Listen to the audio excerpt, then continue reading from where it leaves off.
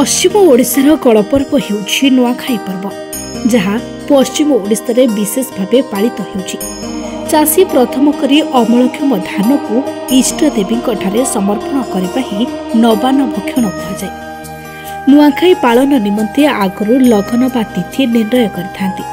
एही दिन पश्चिम ओडिशार संबलपुरर इष्ट देवी माँ समलेश्वरी पीठरे नुआ धान रे भोग प्रस्तुत करने सह महा आडंबर माँ को पूजार्चना करी अंचलवासी नुआ वस्त्र पिंधि आरिसा पिठा भोग लगाइबा सह एही पर्व को पालन करती। एभली गणपर्व समान ढंग पालन करिबार देखिबाकू मिलिछि गंजाम भंजनगर स्थित हारीगढ़ ग्राम। हारीगढ़ ग्रामवासी संबलपुर माँ समलेई पीठरू आज्ञामाल आड़ी हरिगढ़ ग्राम माँ समलेई मंदिर प्रतिष्ठा करी आज को प्राय 8 वर्ष है एही पर्व को बेस धूमधाम रे पालन करि आछुछन्ति। एही दिन संबलपुर माँ समलेई मंदिर को जाई हारीगढ़ मंदिर कमिटी सेठारू नुआ धान आनी एठारे मध्य नुआ खीरी करी माँ को सकाळ आळती परे धूप दीप नैवेद्य दे प्रथमे पूजा करती, परे नुआ चाउल खीरी करी माँ को पाखरे भोग लगाती। या सहित ग्रामवासी एही स्थान को आसी माँ को दर्शन करने सहित निज संपर्कों सहित भेट साक्षात हुई एक प्रकार भाईचारा सृष्टि करी ग्रामवासी मिसी अन्नभोग सेवन करिथांती। नुआखाई दिन नवान्न दी पूजाविधि समाप्त होगा पर परिवार मुख्यों हाथरू समस्ते पिठापणा सह नवान्न भोग ग्रहण करती। परे परिवार समस्त व्यक्ति निजर वयोज्येष्ठ मानक भूमिष्ठ प्रणाम सह आशीर्वाद ग्रहण करती। यह नुआखाई पर्वर एक विशेषता।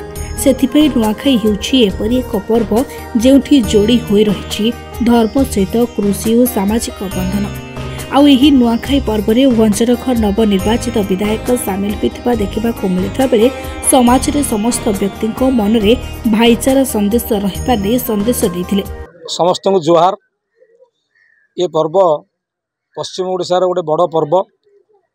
बहुत जगह देखी पश्चिम ओडिशा रे बुली ए पर्व को मु धन्यवाद देवी। आमर अंचल रे से बंधु माने पश्चिम ओडिशार बंधु माने एठी बहुत दिन बोधे आसिक रही जाइछन्ति, जहाँ फल माँ समलेश्वरी को ये बहुत दिन धरी पूजा अर्चना करुछन्ति।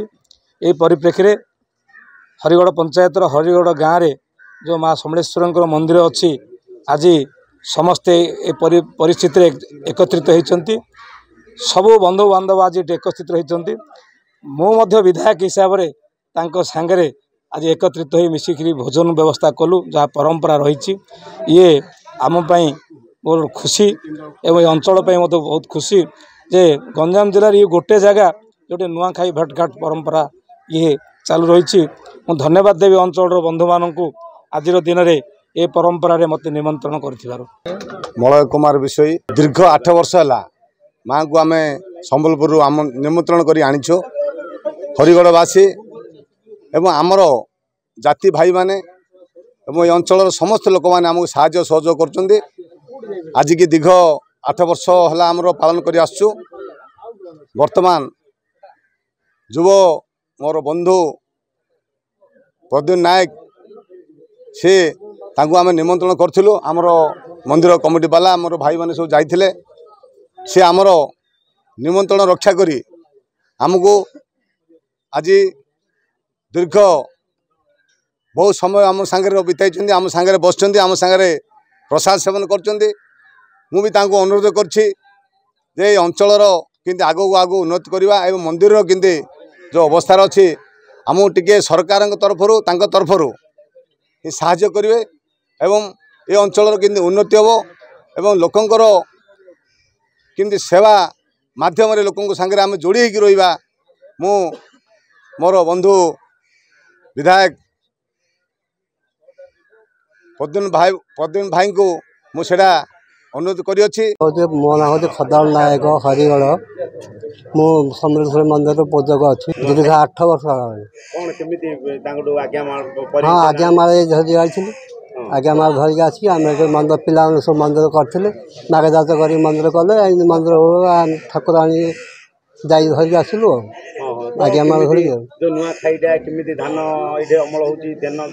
ना आम जा संबलपुर सब आनु धान आनु चाउल आनु ये दिया निया कर लोक चाउल बिक्री कर धान लगे आमर से ये हूँ से जाऊँ खाई कर